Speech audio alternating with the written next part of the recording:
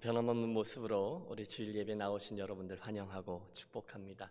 함께 일어나셔서 좋으신 주님 임내 찬송 부르며 나아가겠습니다.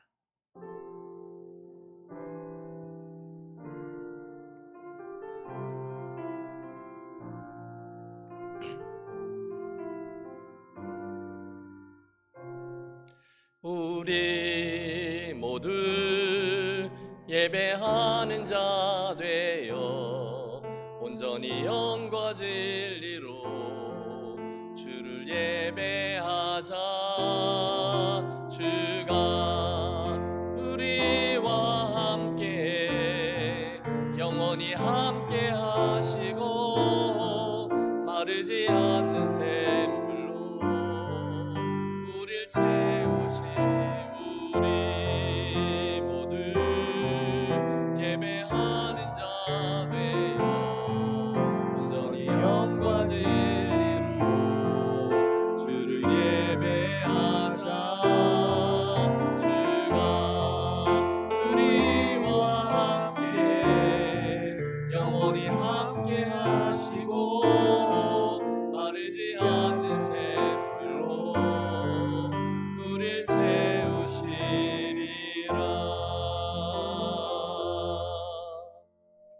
그날에 내가 말하기를 여호와여 주께서 전에는 내게 노하셨사오나 이제는 그 노가 쉬었고 또 나를 안위하시노니 내가 주께 감사하겠나이다 할 것이니라.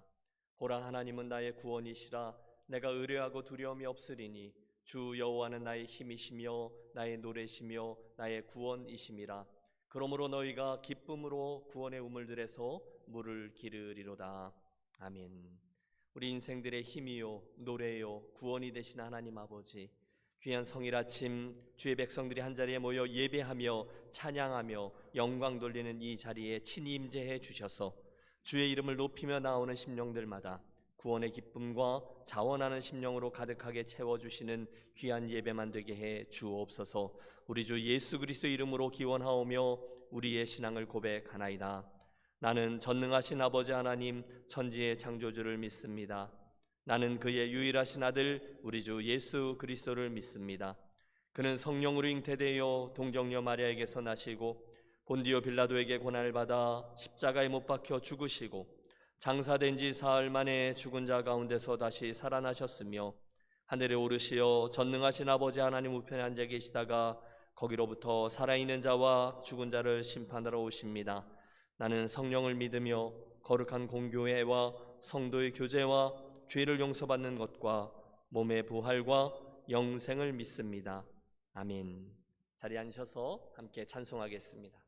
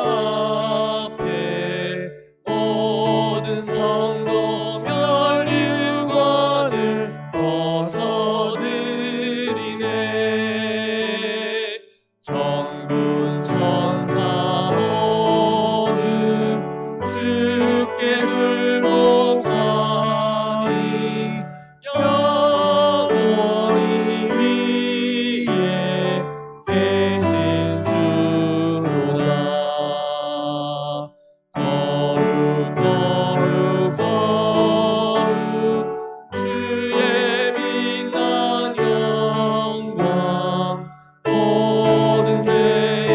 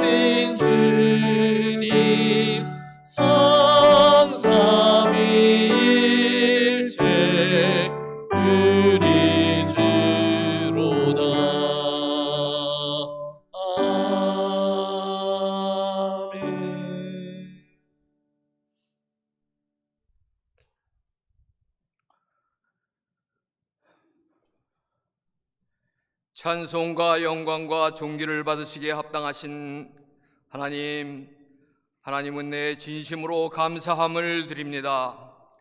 하나님의 은혜로 많은 사람들 가운데에서 저희들을 택하여 주시고 부르셔서 하나님의 자녀 삼으시고 빛의 자녀로 새로운 소망 가운데 살게 하신 그 은혜를 생각할 때에 진심으로 감사함을 드립니다.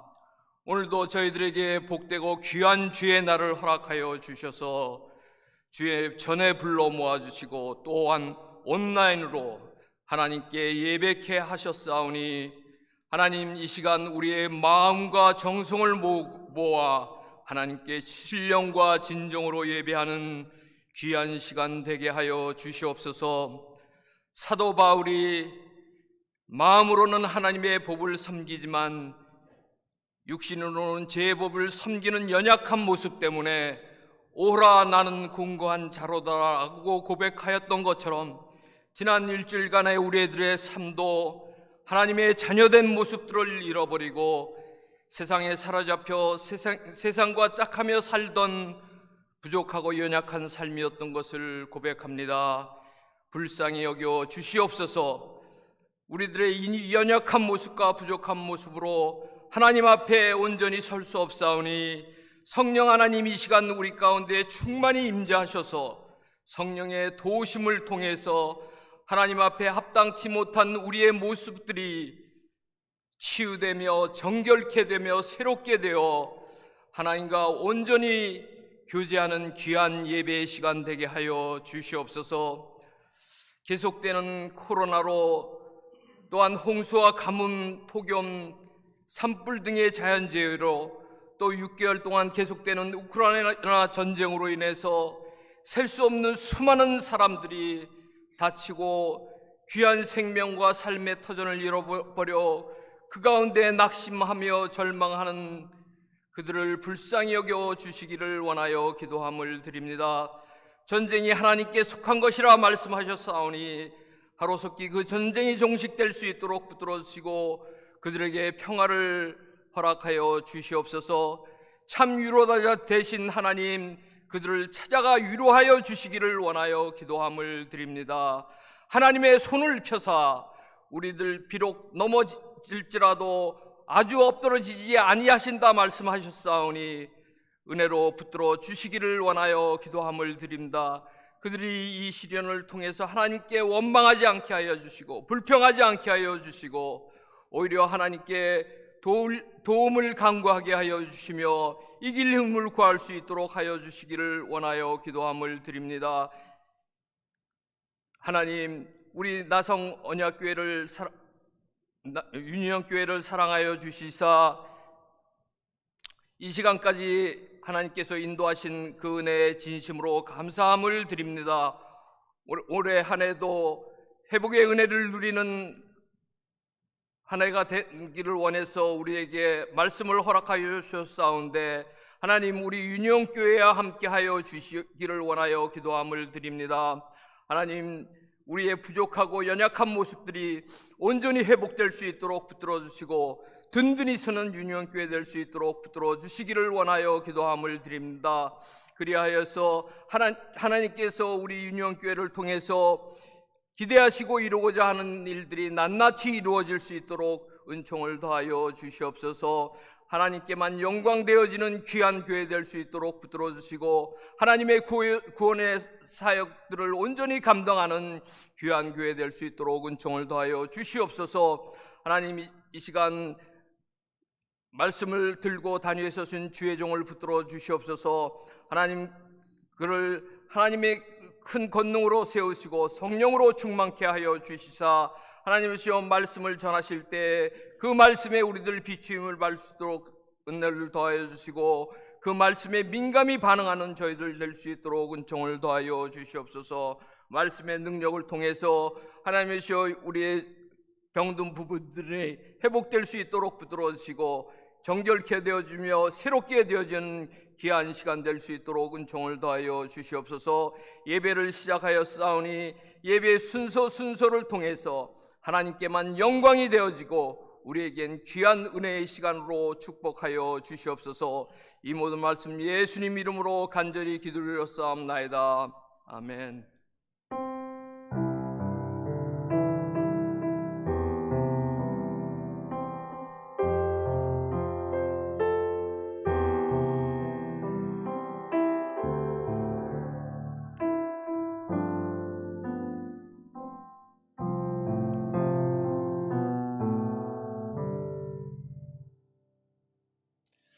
이 아침 우리에게 주시는 하나님의 말씀 함께 봉독하겠습니다. 구약성경 시편 13편 1절에서 6절 말씀입니다.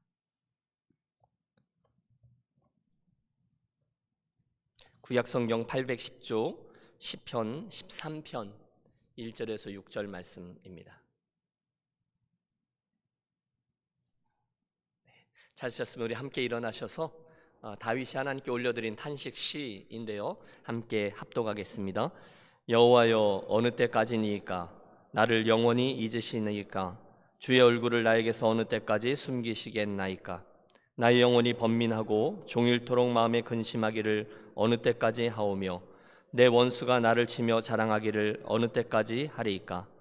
여호와 내 하나님이여, 나를 생각하사 응답하시고 나의 눈을 밝히소서. 두렵건대 내가 사망의 잠을 잘까 하오며 두렵건대 나의 원수가 이르기를 내가 그를 이겼다 할까 하오며 내가 흔들릴 때에 나의 대적들이 기뻐할까 하나이다. 나는 오직 주의 사랑을 의지하여 싸우니 나의 마음은 주의 구원을 기뻐하리이다. 내가 여호와를 찬송하리니 이는 주께서 내게 은덕을 베푸심이로다. 아멘. 자리에 앉으시겠습니다.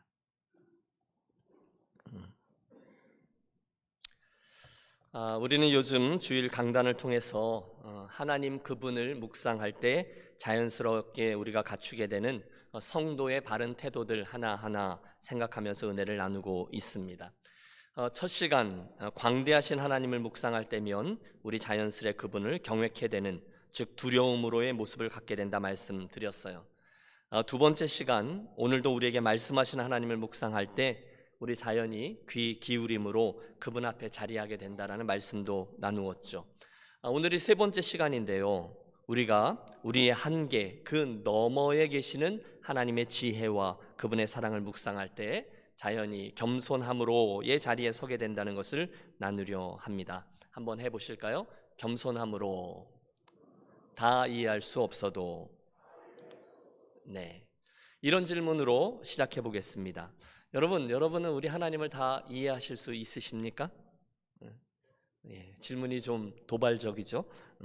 혹시 여러분은 하나님을 이해할 수 없어서, 또는 그분의 뜻을 다 알 수 없어서 왜 그렇게 행하시는지 도저히 이해가 되지 않아서 괴로워해 보신 적이 있으십니까? 저는 여러 번 그랬습니다. 특별히 어려운 일을 만났을 때 그러곤 했죠. 아마 가장 대표적인 것이 제가 20대 초반에 겪었던 저희 어머님의 투병 생활이었을 것입니다.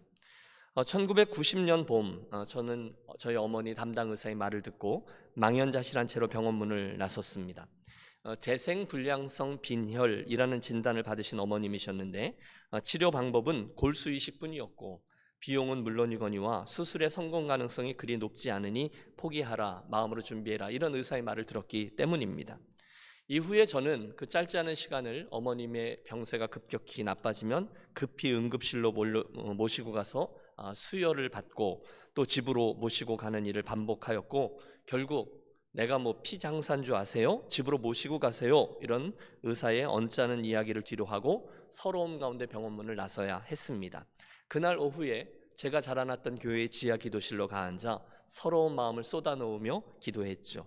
이해할 수 없습니다. 하나님, 왜 어째서 이런 일이 우리 가정에게 일어나야만 하는 것입니까? 계시면 말씀 좀 해 보십시오. 교우들의 방문과 격려가 별로 위로가 되지 않았습니다.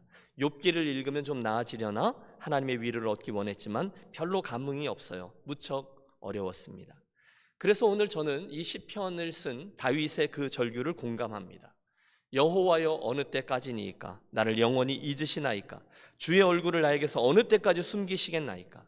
나의 영혼이 번민하고 종일토록 마음에 근심하기를 어느 때까지 하오며 내 원수가 나를 치며 자랑하기를 어느 때까지 하리이까? 여러분, 의미가 분명하죠. 하나님 잘 이해가 되지 않습니다. 제가 뭘 잘못했습니까? 우리 어머니 너무너무 예수 잘 믿는 신실한 권사님도 달려왔고 또 교회에 충성하셨고 하나밖에 없는 아들 신학교 보내셨고 도대체 뭐가 문제입니까? 아니 안 믿는 사람이 보면 뭐라고 하겠어요? 예수 믿어봤자 다 헛수고구만, 차라리 안 믿고 말지, 그러지 않겠습니까?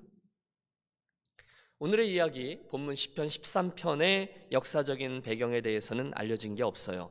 그래서 다윗이 무엇 때문에 이렇게 힘들어하고 있는지, 왜 절규하고 있는지 우리는 모릅니다. 그러나 분명한 것은 그가 뼛속까지 절망하며 힘들어하고 있다는 것입니다. 도대체 하나님은 어디 계신 겁니까? 왜 이런 고난 중에 있는 나를 도와주시지 않는 겁니까? 하나님 정말 나에게 관심이 있는 것이 맞습니까? 여러분, 성경에는 이처럼 동일한 질문과 고민을 가지고 하나님께 부르짖었던 많은 믿음의 선배들 이야기가 나옵니다. 우리가 이미 살폈던 모세도 하나님께 항의했습니다. 욥도 부르짖었습니다. 예레미야는 탄식했습니다. 하박국도 질문했습니다. 사도 바울도요, 응답되지 않는 기도 때문에 너무너무 힘들어했습니다. 우리도 그럴 수 있죠. 고난의 문제 앞에서 우리는 그분의 존재마저 의심하곤 합니다. 그런데 여러분, 그때 잠잠히 그분 앞에 나아가 그분의 선하심과 그분의 지혜를 묵상해 보십시오.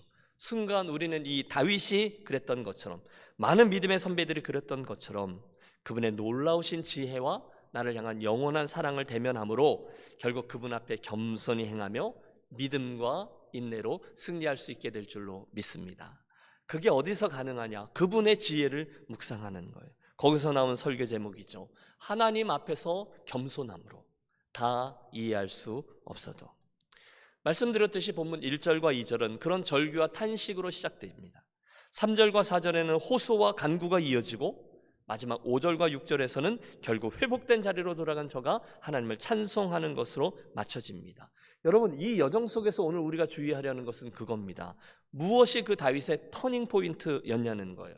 과연 무엇 때문에 그가 그렇듯 비통과 절망의 자리에 있다가 큰 변화를 경험하고 결국은 하나님을 찬양하는 자리로 나아가게 되었던 것입니까? 이번에 우리는 그 좋으신 하나님을 잠잠히 묵상할 때 자연스럽게 우리에게 자리하게 되는 성도의 글쎄요, 모범적인 모습이라 할까요? 바른 태도라 할까요? 그것들을 살피고 있어요. 우리가 첫 시간에 하나님의 광대하심을 묵상했어요. 거룩하심을 묵상했어요. 그리고 결론을 내렸죠. 그분의 그 능력, 그분의 그 크심은 가히 우리 피조물들과 좋게 비교할 수 없다라고 말입니다.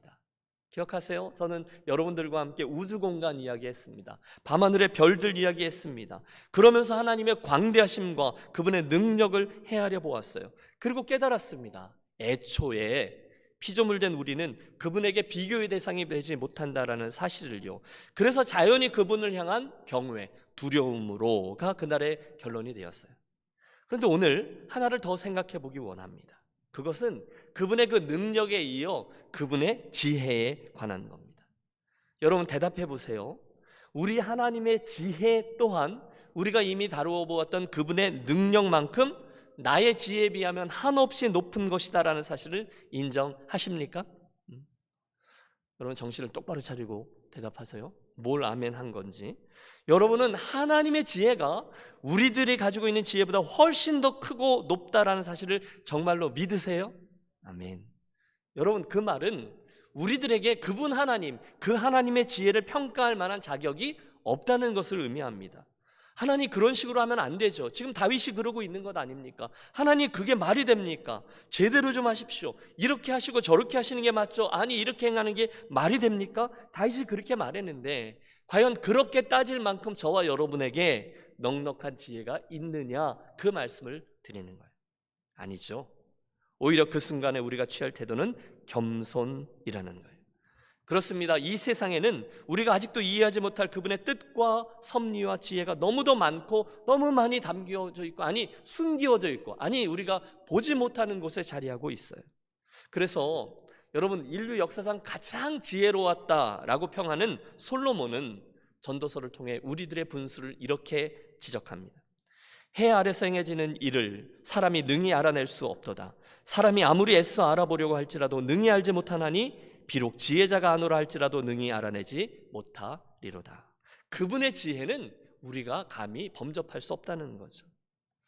여러분, 이런 예를 들어보죠. 여기 계셔서 좀 그렇지만 감사하게도 우리 우리 한 장로님 손주 규성이가 지난주에 그 인생에 있어서 세 번째로 아주 큰 마지막 수술을 잘 마쳤어요. 많은 분들이 함께 기도해 주셨고 주님 은혜를 주셔서 수술 결과가 너무 좋고 곧 퇴원을 한다고 하네요. 되게 용합니다. 근데 이제 그 이야기를 전해 듣는 도중에 이런 이야기를 들었어요. 큰 수술이니까 수술 마치고 나올 때 당연히 그 자그마한 아이의 몸에 엄청난 의료 장비들이 다 연결되어 있었다는 거죠. 얼마나 애처롭습니까? 그 자그마한 아이 몸에 많은 튜브들, 의료기기들이 빼곡히 꽂혀 있는 거예요. 근데 이게 너무 걸리적거리고 괴롭고 힘드니까 아이가 자꾸 그걸 빼려고 한다는 거죠. 결국 그 아이를 간호사들이 묶어 놓았다. 그런 말씀을 들어요. 그때 여러분 그 아이를 바라보고 있는 가족들, 특별히 엄마 아빠의 마음을 한번 헤아려 보세요. 그 아이는 당분간 그 의료기구들과 함께 해야 됐거든요. 그런데 아이는 계속 그걸 빼달라고 하는 거예요. 아마 엄마 아빠에게 애절한 눈빛으로, 그렇죠? 또는 말로 이것 좀 빼달라고 여러분 떼를 썼겠죠. 하지만 엄마 아빠는 그거 절대로 못 빼줍니다. 아니 엄마 아빠는 그 순간 의사 편인 거죠. 그 순간에 드리는 말씀이 이겁니다. 그 아이는 사랑하는 엄마 아빠가 자기를 도와주지 않는 이유를 이해할 수 없다는 거죠. 자기 편이 되어주지 않는 엄마 아빠, 나를 사랑한다고 맨날 얘기하던 그 엄마 아빠가 얼마나 원망스러운지 몰라요. 그렇죠? 그러나 엄마 아빠는 압니다. 지금은 그걸 빼주지 않고 잠깐 그렇게 놓아두는 것이 그 아이에게 가장 좋은 것이고 가장 사랑하는 방법이라는 걸 말해요. 설명할 길은 없죠. 아니 엄마 아빠가 설명해 주어도 아이는 그걸 이해할 수 없습니다. 그래서 순간 소리도 지르고 울기도 하고 원망도 합니다. 그러나 한참 지나 철이 든 후에는 그것이 나를 회복시키는 가장 좋은 방법이었구나라는 사실을 알게 됩니다. 그때 감사합니다라는 고백이 나오죠. 여러분 하나님께서 우리들의 인생에 그런 고통과 고난과 훈련을 허락하신 이유가 그런 게 아닐까 생각해 봅니다. 물론 잠깐의 고통과 고난은 있죠. 하지만 그게 나에게 가장 유익한 여정이 되기 때문에 그걸 허락하시는 겁니다. 그때 우리가 해야 될 일은 나를 향한 하나님의 그 변함없는 사랑을 믿고 그분의 손길에 대해서 이렇다 저렇다 채점하지 않으며 겸손히 조금만 더 인내하는 거죠. 왜요? 그곳에 나를 향한 우리 하나님의 섭리, 그분의 지혜가 있음을 믿기 때문이죠. 그분의 지혜가 가장 높고 가장 선함을 믿기 때문이에요. 그래서 사도 바울이 고백하죠. 우리가 환난 중에도 즐거워하나니 이는 환난은 인내를, 인내는 연단은 소망을 이루어내는 줄 알미니라. 사랑하는 여러분, 바로 그것이 하나님께서 그날 다윗에게 고난을 허락하셨던 이유입니다. 그리고 그것이 하나님께서 오늘 저와 여러분에게 고난도 주시고 필요하면 침묵도 하시는 정확한 이유예요. 혹시 오늘 여러분 이해할 수 없는 하나님의 손길에 대해서 물음표를 지니고 힘들게 이 길을 가고 계신 분 있으십니까? 참 쉽지 않지만 그 너머에 자리하고 있는 하나님의 놀라우신 지혜와 섭리를 신뢰하기 때문에 그 지혜를 묵상하고 그걸 붙들고 믿음으로 오늘 이 과정을 잘 감당해내는 저와 여러분이 되시기를 권합니다. 아이들이 아프면 어른들이 그러잖아요. 크려고 그래. 그래서 그분이 우리들에게 인생의 사계절을 주신 듯 싶습니다. 사도 바울은요, 이 땅에서 우리 성도들이 걷는 여정을 출산 과정에 비유합니다. 생각하건대 현재의 고난은 장차 우리에게 나타날 영광과 비교할 수 없도다. 전에 있던 버전은 좋게 비교할 수 없도다 강조하고 있어요. 현재의 우리가 당하는 이 고난은 장차 우리에게 나타날 영광과 비교할 수 없도다. 여러분 오해하지 마세요. 바울은요, 지금 우리가 당하고 있는 이 고난이 별거 아니다 이런 말을 하고 있지 않아요. 이 고난이 고통스럽지 않다거나 잠깐만 눈 감았다 뜨면 사라질 것이라고 말하지 않아요. 아니요, 어려움은 현실이에요. 우리 마음속에 있는 상처가 있잖아요. 여러분, 우리가 당했던 그 어려운 일들로 인해서 여전히 우리 마음에 이런 저런 그늘이 있잖아요. 정말 힘들어요. 그런데 사도 바울이 강조하는 것은 이 부분이죠. 앞으로 있게 될 영광, 그게 너무도 대단한 것이기 때문에 지금 우리가 만나고 씨름하는 이 고난은 비교조차 할 수 없을 만큼 작은 것이다. 그렇게 말하고 있는 거죠. 여러분, 테레사 수녀가 이런 말을 했어요. 우리가 일단 천국에 들어가면 우리가 이 땅에서 그렇게 겪었던, 아니 가장 힘들었던 고난도 실은 싸구려 여관에서 불편하게 보낸 하룻밤 정도로 여겨지게 될 것이다 라고요. 그만큼 하나님 나라의 영광이 어마어마할 것이다라는 의미입니다. 저는 동의해요. 사랑하는 여러분, 혹시 오늘 이 땅에서 믿음을 지키며 살아가시되 현재형으로 이것저것 내 뜻대로 되지 않아 괴로운 것들, 마음 고생하는 것들, 방향을 잃고 헤매는 일들, 또는 하나님 이건 정말로 이해가 되지 않아요 하는 일들을 겪고 계시지 않으십니까? 그것들을 별것 아닌 걸로 여기시라 이런 말씀을 드리는 게 아니에요. 대신에 하나님께서 저와 여러분에게 예비해 주신 그 천국, 그 영광스러움, 그 기대, 그 소망을 더욱더 크게 가지시다, 이런 권면을 드리는 겁니다. 그것이 오늘의 어려움을 인내로 잘 극복해낼 수 있는 비결이 된다는 거예요.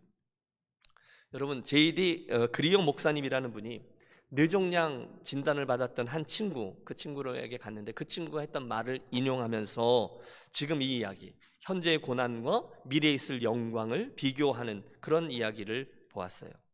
병원에서 그 뇌종양인데 너무 심해서 더 이상 회복 가능성이 없다 진단을 내린 거죠. 근데 그 상황을 통과하고 있는 이 친구가 이렇게 말하던 거예요. 여러분, 믿음이 있던 친구였던 거죠. 천국에 가면 우리가 이 땅에서 나쁜 일들이 일어났던 이유들을 다 깨닫고 그래서 그랬구나 라고 말하게 될까? 난 아니라고 생각해. 그때 우리는 무슨 나쁜 일이라고 말할 거야.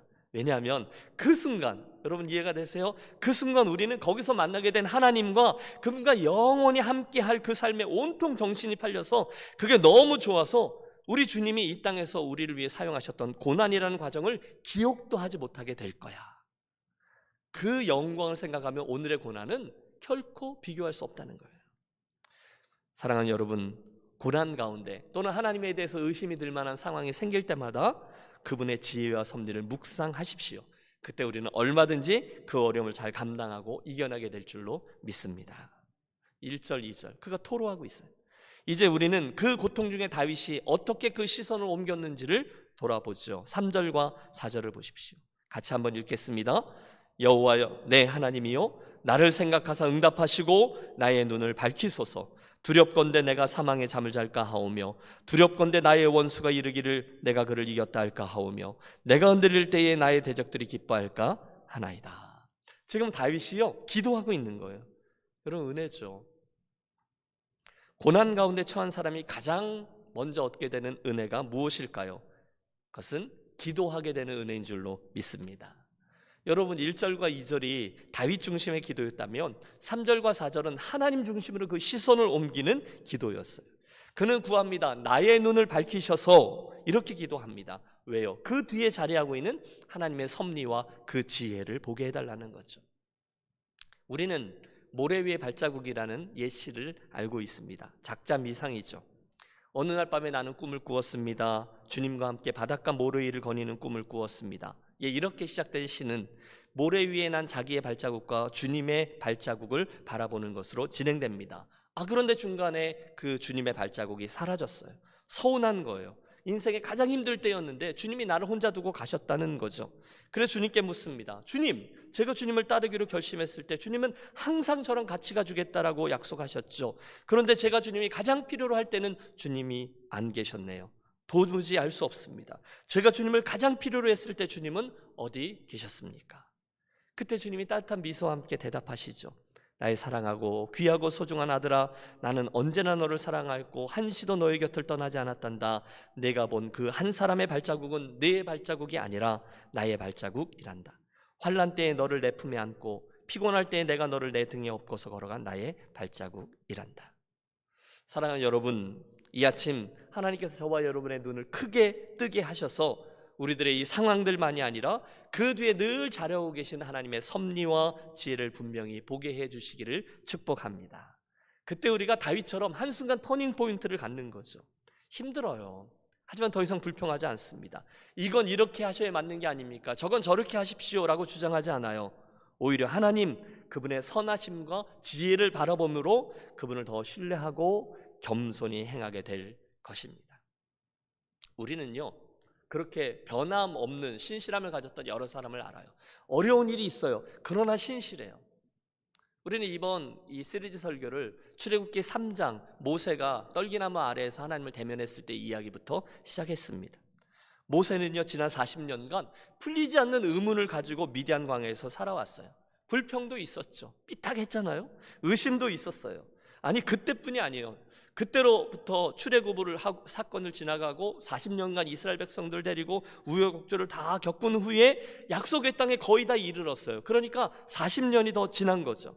그런데 한순간 내가 이 반석에서 물을 내랴 하며 성질을 부리다가 지팡이로 바위를 팍 쳤는데 그걸 보고 하나님께서 마음이 상하셔서 그로 하여금 약속의 땅에 들어가지 못하게 되었어요. 넌 들어가지 못하리라. 여러분, 가자는 개편이라고요? 저는 목사라 종종 모세 편에 섭니다. 아니, 하나님 너무하세요. 아니, 그래? 지난 40년 동안 흔들림 없이 충성했던 그 종을 아니 그 바위 좀 내려쳤다고 정작 약속의 땅, 정말로 들어가고 싶은 땅을 들어가지 못하게 하다니 너무하신 것 아니세요? 여러분, 저는 모세가 안쓰럽습니다. 아니, 제가 모세라면 하나님께 대해서 서운한 마음을 품었을지 몰라요. 여러분, 모세는요 이미 40년 전에 그 땅에 들어갈 만한 충분한 조건을 다 갖추었던 사람이에요. 하나님이 그 백성들의 우상숭배에 진노하셨을 때 모세가 자기 생명을 걸고 기도함으로 백성들을 지켜냈지 않습니까? 그때 하나님이 말씀하세요. 일어나라 모세야, 내가 내 사자를 너희 앞에 보내어 그 땅에 들어가게 할 테니 너 이제 가기만 하면 된다. 여러분, 그때 갔으면 모세는 가나안에 여러 번 이미 들어가고도 남았을 사람입니다. 그런데 40년 동안 백성들을 위해 수고하고 애쓰느라 그 백성들의 형편없는 모습 때문에, 그 백성들의 믿음 없음 때문에 모세가 못 들어가게 된 거잖아요. 그런데 놀라지 마세요. 모세는 단 한 번도 우리 하나님께 대해서 서운하거나 하나님을 원망하거나 하는 말을 하지 않아요. 여러분, 저는 이게 놀랍습니다. 대신에 거꾸로죠. 모세가 노래 하나를 만들어요. 여러분, 요한계시록 15장에 가면, 그러니까 우리가 하나님 나라에 가는 마지막 순간에 가보면 하나님 나라에서 우리가 영원히 부를 노래가 있는데 그 중에 모세가 썼던 노래가 나와요. 이렇게 돼 있습니다. 하나님의 종 모세의 노래, 어린 양의 노래를 불러 이르되, 그가 이렇게 노래하는 거예요. 주 하나님 곧 전능하신 이시요 하시는 일이 크고 놀라우시도다. 만국의 왕이시요 주의 길이 의롭고 참되시도다. 할렐루야.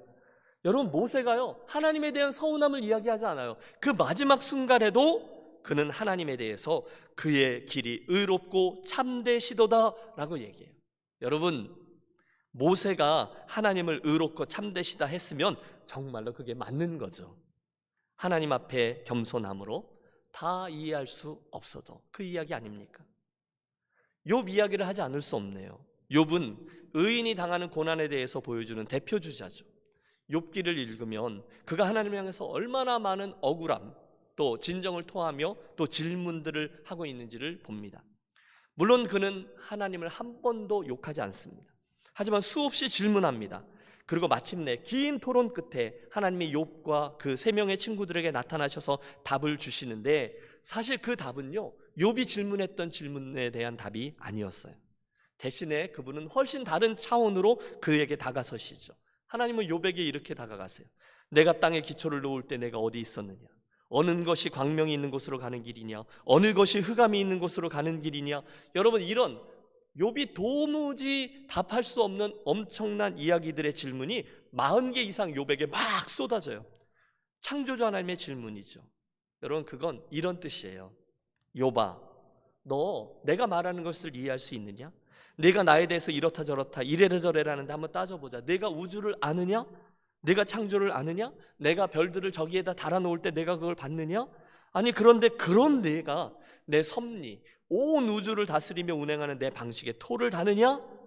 욥, 너는 잘 몰라. 너는 자연세계도 다 이해하지 못하면서 어떻게 이 모든 것들 위에 있는 나를, 나의 이유를, 나의 섭리를 이해하려고 하니? 여러분, 서운해하지 마십시오. 하나님이 지적하려고 하는 것은 당신이 얼마나 크신 분임을 드러내며 욥을 향한 당신의 답변을 그것으로 대신합니다. 그리고 욥은 하나님의 그 크신 지혜와 그분의 그 영광을 보며 믿음의 반응을 보입니다. 그는 원망하지 않아요. 감옥 속에 있었던 세례 요한도 예수님께 질문하죠. 이제 이쯤 되었으면 예수님이 새로 만든 나라, 당신의 나라, 그 헤롯 대왕에게서 권력을 빼앗아 의와 평강이 넘치는 다윗의 나라를 다시금 만들었다라는 이야기가 들려와야 되는데 아무런 소식이 없어요. 그래서 참다 못한 그가 제자들을 보내어 주님께 질문합니다. 당신이 오실 그이입니까? 아니면 우리가 다른 일을 기다려야 합니까? 그런데 주님은 그 대답에 이렇게 대답하세요. 너희가 가서 듣고 보는 것을 요한에게 고하되 소경이 보며 앉은뱅이가 걸으며 문둥이가 깨끗함을 받으며 귀머거리가 들으며 죽은 자가 살아나며 가난한 자에게 복음이 전파된다 하라. 여러분, 주님은요 요한이 생각하고 있는 대답을 뛰어넘는 대답을 주고 계시는 거예요. 요한, 비록 지금 내가 내 뜻을 다 헤아리지 못해도, 내가 다 이해하지 못해도 내가 가장 선한 뜻과 계획을 가지고 있다는 사실을 정말로 믿느냐? 여러분, 그분의 십자가 이야기, 하나님의 놀라운 지혜가 그 다음에 이어집니다. 하나님이 세우려는 나라는 요한이 생각했던 나라보다 훨씬 더 다른 차원, 온 세상을 구원코자 하는 하나님의 섭리가 담겨있는 나라였어요. 여러분, 그분의 지혜를 생각해 보세요. 이는 내 생각이 너희의 생각과 다르며 내 길은 너희의 길과 다름이니라. 여호와의 말씀이니라. 이는 하늘이 땅보다 높음같이 내 길은 너희의 길보다 높으며 내 생각은 너희의 생각보다 높음이니라. 아멘.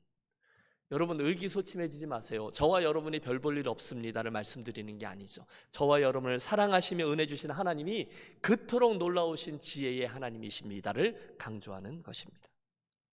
그날 20대 초반에 제가 그렇게 열심히 하나님을 원망하며 이게 도대체 뭡니까 하나님 하고 부르짖던 저에게 하나님이 짠 나타나셔서 내 엄마가 그렇게 투병 생활을 하게 된 이유는 말이야 라고 말씀해 주셨다면, 여러분, 그때 제가 하나님이 가지신 그 지혜와 섭리 온전히 다 이해하게 되었을까요?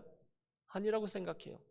여러분, 약속의 땅 바로 앞에 서 있던 모세에게 하나님이 내가 그 땅에 들어가지 못하는 이유는 말이야 앞으로 이러면서 하나님의 섭리를 다 말해주면 모세가 그걸 다 듣고 이해했을까요? 욥이요, 자기가 질문했던 그 모든 것들에 대해서 하나님이 설명을 쭉 해주셨으면 욥이 그 하나님의 깊은 지혜와 섭리를 알아듣고 그렇군요 라고 대답했을까요? 아니에요. 하나님의 지혜와 경륜은 우리들의 지혜와 경륜을 훨씬 더 뛰어넘습니다. 그리고 그건 가장 아름답고 가장 깊습니다.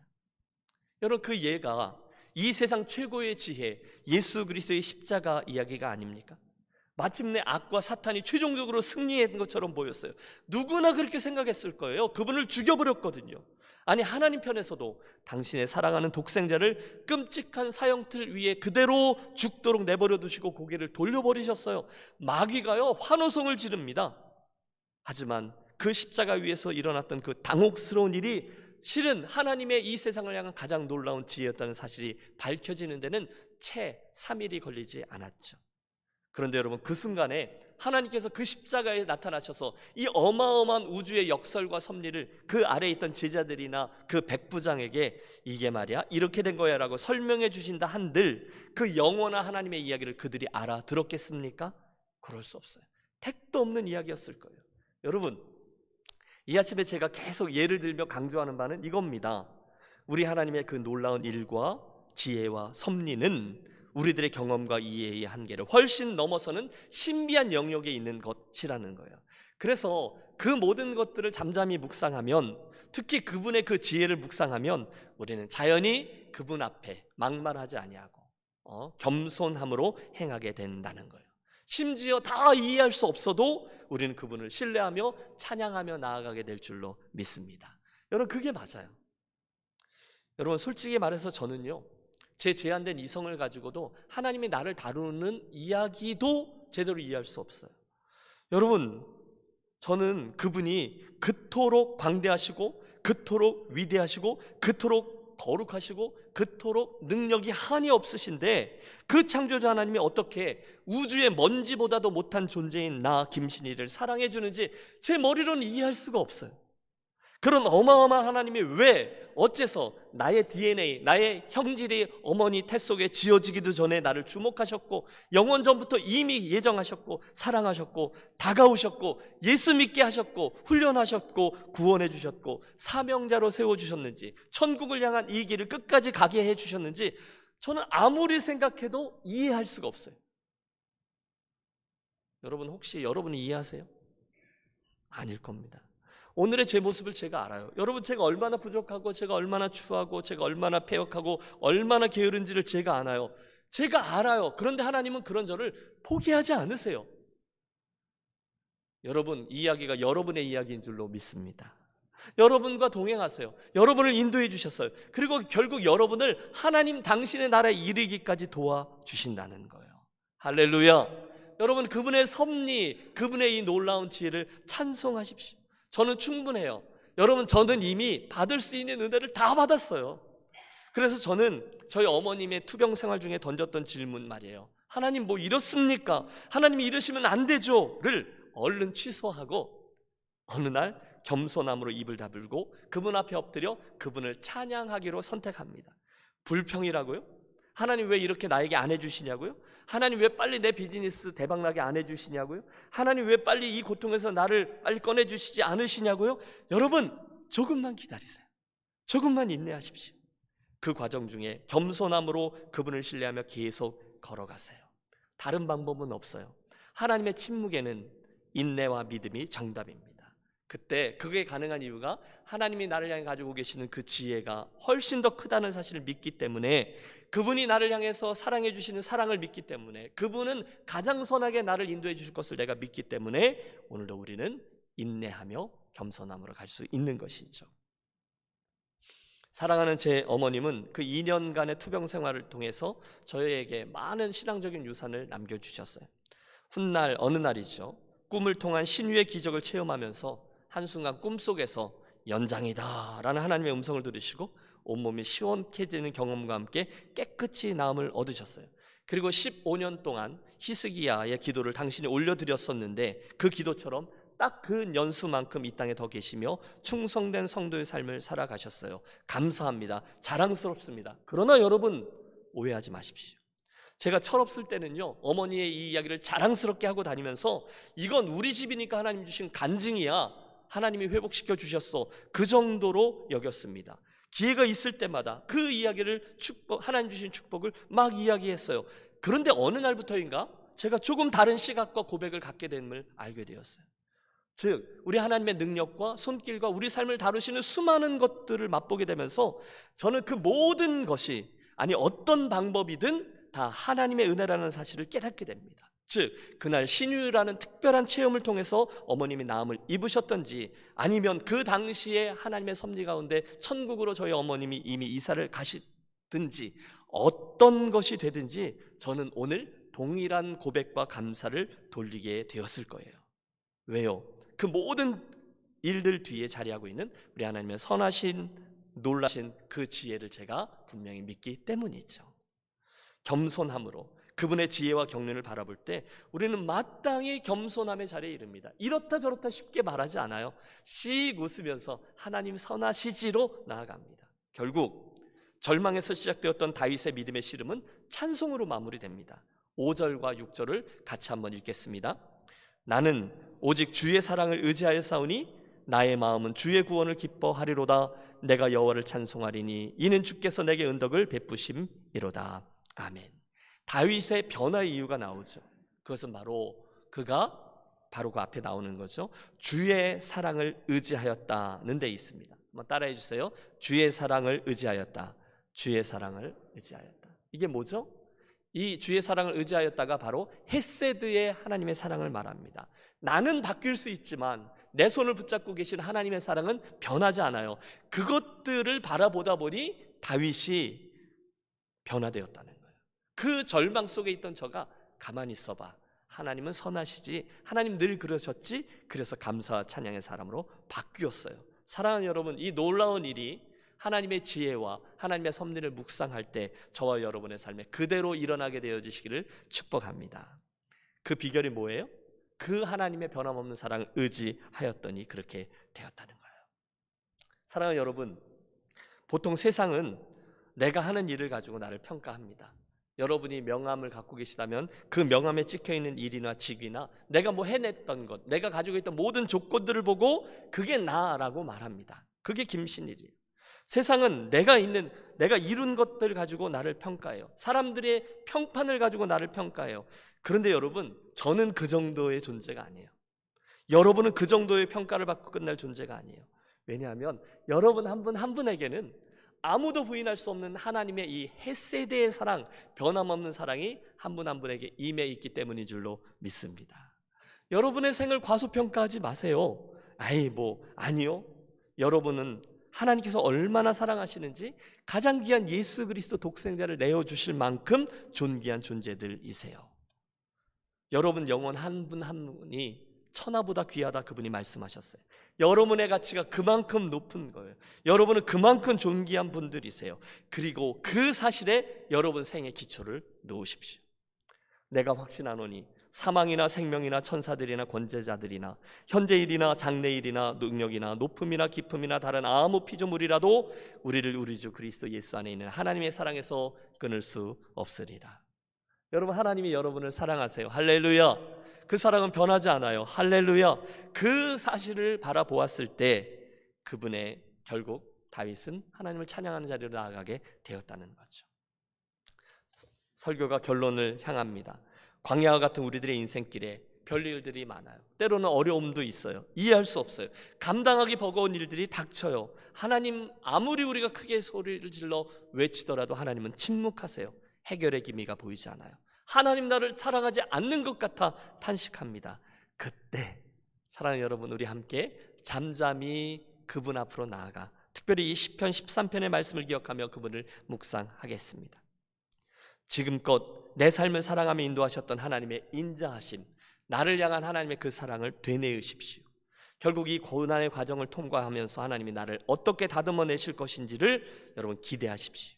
그리고 이후에 나의 그런 경험을 통해서 다른 이들의 어려움까지도 보듬어 줄 수 있는 내 삶이 하나의 시편이 될 것을 하나님께 간구하십시오. 인내하십시오. 묵상하십시오. 포기하지 마십시오. 늘 그랬듯이 중간에 하나님이 다윗의 영안을 열어 갑자기 그 이유와 숨겨진 하나님의 뜻을 보게 해 주실 겁니다. 하나님 앞에서 겸손함으로 다 이해할 수 없어도 오늘 우리가 함께 했던 작업은 특별히 고난의 어려움 뒤에 감추어져 있던 하나님의 지혜와 섭리에 관한 것이었어요. 다윗도 그랬죠. 여러분, 모세도 그랬어요. 이사야도 그랬어요. 욥도, 하박국도, 세례요한도 같은 여정을 통과했습니다.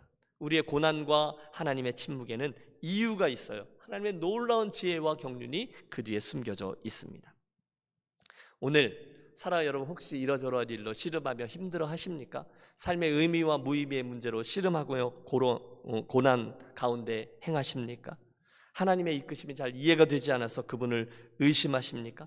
우리 모두 이 아침 잠잠히 그분 앞에 나아가 하나님께서 그동안 내 삶에 행해 주셨던 그 놀라운 일들을 바라보며 그렇다면 오늘 하나님은 가장 선하시지, 그분은 놀라운 지혜와 경륜으로 무엇인가를 숨겨놓고 계시지, 이 과정을 통과하여 결국 나로 하여금 그 자리에 이르게 하시고 결국 나로 하여금 하나님을 찬송하게 하실 것인지를 묵상함으로 그분 앞에 겸손함으로 나아가는, 그리고 그 겸손함을 놓치지 않는 복된 성도들이 되시기를 주의 이름으로 축원합니다. 아멘. 우리 잠깐 묵상해 보실까요? 여러분 삶에 지금까지 별일들이 많았는데 그 삶의 고비고비마다 인도하시고 이끌어 주셨던 하나님의 은혜의 손길들을 한번 되뇌어 보십시오. 그때는 이해할 수 없어도 지금 이해하게 된 것들이 많으실 거예요. 그리고 지금은 이해가 되지 않아도 우리가 하나님 나라에 이르렀을 때 그거 별것 아니었어 라고 고백하게 될 것들이 많으실 거예요. 왜요? 하나님의 사랑하심 때문에. 왜요? 하나님의 지혜로움 때문에.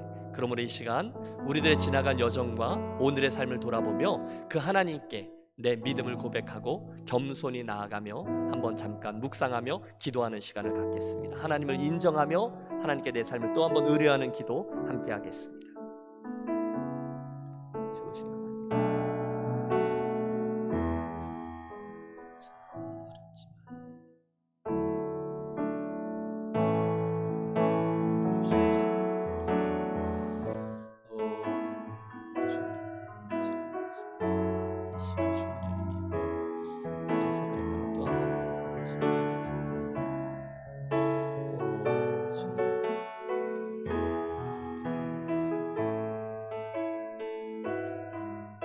하나님, 하나님 아버지, 우리의 상황 때문이 아니라 아버지의 신실하신 사랑하심 때문에 찬송과 감사와 영광을 올려드립니다. 때때로 우리의 연약함과 한계 때문에 우리의 고난 중에 인내하지 못하고 기뻐하지 못하며 의심하며 패역한 말을 뱉어내며 살아갔던 우리를 긍휼히 여겨주시고 오늘 주신 이 말씀 때문에 하나님의 그 크신 헷세대의 사랑, 언약의 사랑을 잊지 않는 우리 모두 되게 해 주시옵소서. 자기 아들을 아끼지 않고 내어주셨던 아버지의 그 사랑을, 그 놀라운 지혜를 잠깐 이유가 있어서 주셨던 고난 때문에 불신하고 의심하고 하나님께 항변하는 어리석은 일이 우리 생에 없도록 우리를 겸손케 하여 주시옵소서. 특별히 우리 가운데 오랜 기간 어려움 가운데 있는 사랑하는 주의 백성들을 위하여 간구합니다. 아버지, 그 어려움이 물질의 문제이든 가정의 문제이든 병으로 인한 것이든 관계로 인한 것이든 그 문제 자체에 우리들의 시선이 고정되어 괴로워하며 하나님을 원망하는 우리를 범치 않게 하시고, 오히려 지금까지 빈틈없이 내 삶을 인도해 주셨던 하나님의 선하심의 시선을 고정하고 그 크신 하나님 사랑의 힘으로, 그 좋으신 하나님 향한 신뢰함으로, 그 속에 담겨져 있을 하나님의 지혜를 바라봄으로 오늘의 내 고난이 하나님 주시는 축복으로 바뀌는 놀라운 역사를 우리에게 허락해 주시옵소서. 남겨진 인생길, 그 겸손함에서 나오는 찬송으로 가득 차게 하여 주옵소서. 상황 때문이 아니라 하나님의 신실하심 때문에 기쁨으로 이 길 가는 우리 모두 되게 해 주옵소서. 귀하신 주 예수 그리스도의 이름으로 축복하며 기도하옵나이다. 아멘. 우리 함께 일어나셔서 결단의 찬송, 우리의 믿음을 고백하며 찬송하겠습니다.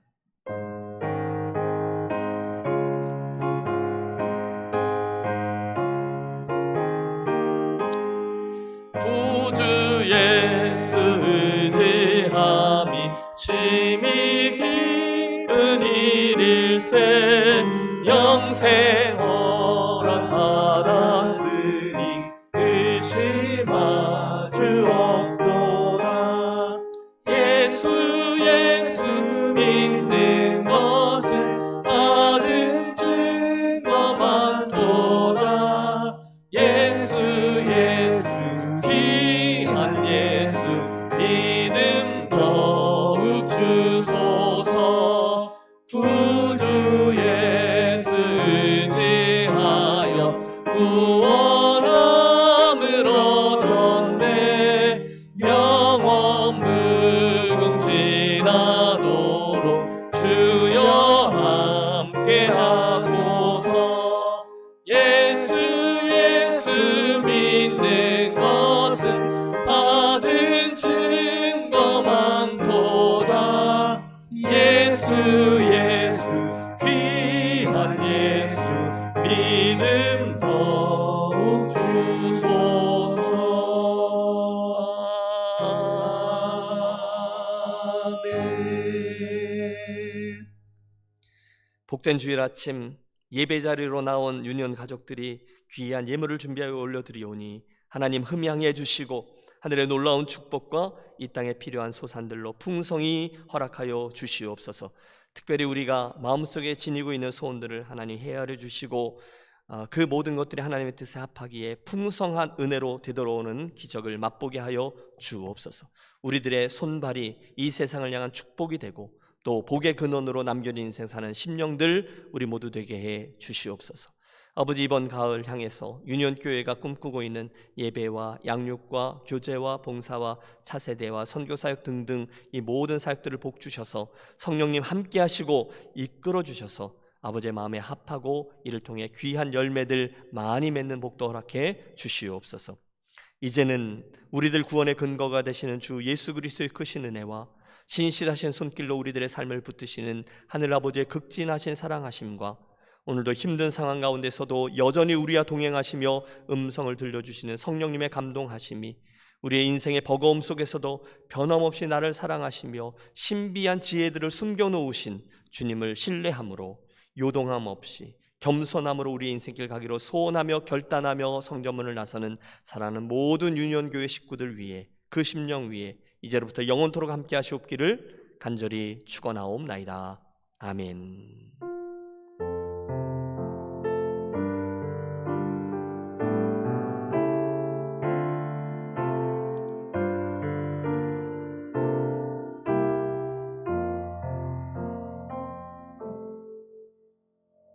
주일 일부 예배 마칩니다. 좌우에 계신 분들 한번 인사하시죠. 하나님 앞에 겸손함으로 살아가는 한 주 되시기 바랍니다.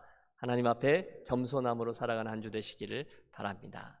자리에 앉아주시면 우리 영상 하나 보고 이야기를 이어가겠습니다.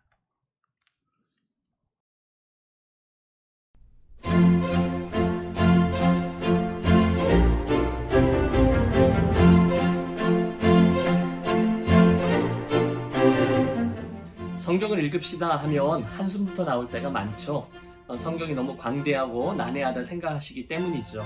근데 성경을 고리타분한 언젠가 또 어디선가 이야기가 아니라 우리의 세계사 속에서 함께 진행되어 온 이야기로 이해하면 완전히 다른 이야기가 됩니다.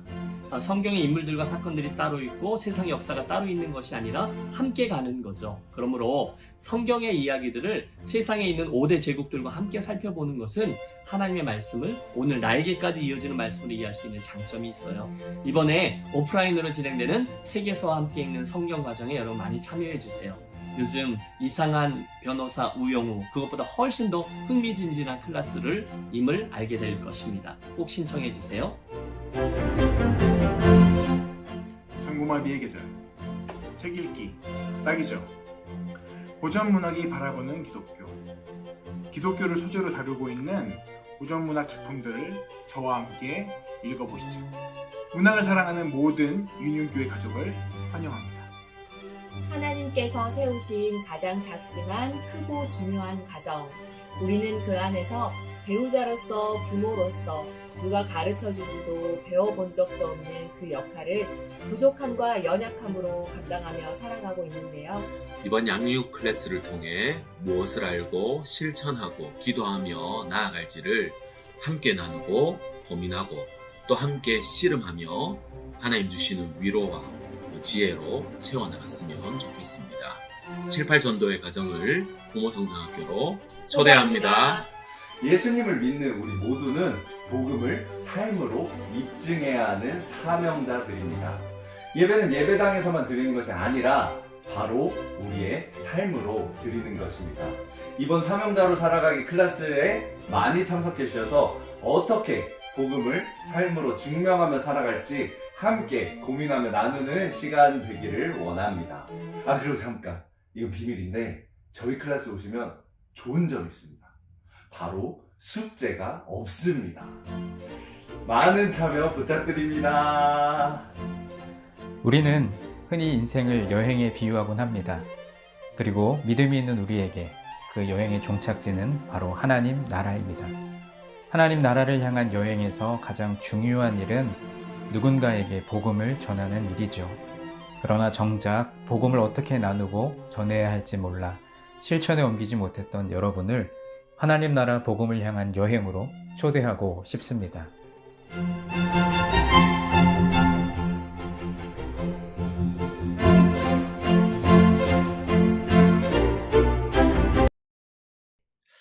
여러분, 저희가 애쓰고 있는 거 보이시죠?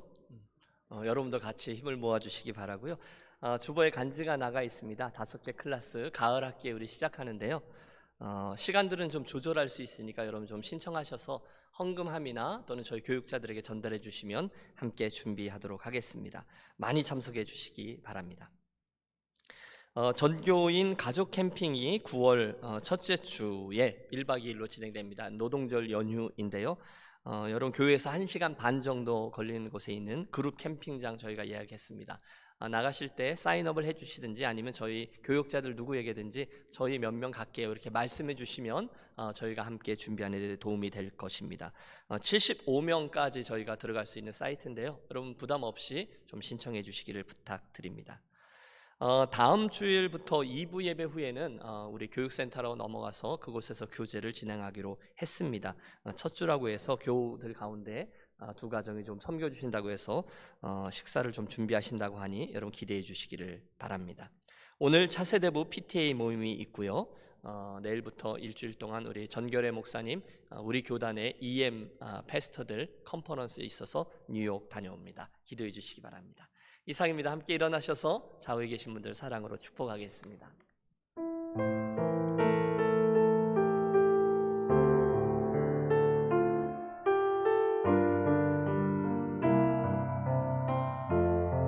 형제의 모습 속에 보이는 형제의 모습 속에 보이는 하나님 영상 아름다워라 존귀한 주의 자녀 됐으니 사랑하며 섬기리. 옆에 계신 분 우리의 모임 속에 우리의 모임 속에 임하신 하나님 영광 아름다워라 존귀한 왕